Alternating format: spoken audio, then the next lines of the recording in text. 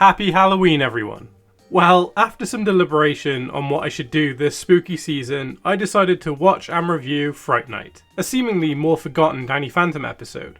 Okay, so I have quite a few thoughts. First of all, I think it's interesting they chose to do a Halloween episode, and quite early into the show's run as well. Given that the narrative revolves around ghosts, the series already has a pseudo-horror theme and genre, especially if you consider some of the darker sides to the ghosts and how they died in the human world. So, given the vast catalogue of potential, I could see a Halloween episode being quite a daunting task for a show like this. For the most part, I think this episode is just alright. There's some positives and some negatives to it. For me, I don't think it went dark enough. Now, I appreciate that the show is primarily aimed at a younger audience, but I would argue episodes like Fanning the Flames and 13 are darker, especially if you stop and really explore the backstories and the characteristics of the antagonist. While I think Fright Night could have been a much more interesting character, he seemed a bit too comical and soft to really embody the horror he kept stating across the episode. Don't get me wrong, he was clearly a formidable opponent for Danny, but beyond that, he doesn't do a lot. He doesn't even appear on screen until halfway through and barely interacts with anyone. I think the best thing about his character was the exposition at the beginning, where Sam discusses his history. I think if they built on him from there, it would have been a much stronger episode. To push the character's darker side forward, he could have manipulated Danny into bringing him into the real world or something. I just wish they utilised him in the plot more, as he has a more interesting design than most threats on the show. I think a great deal of this plot was wasted and was too childish. I don't think the bet was necessary. It ruined the stakes of the episode, which should have focused on Fright Night, which definitely seems like a poor choice considering the episode is named after him.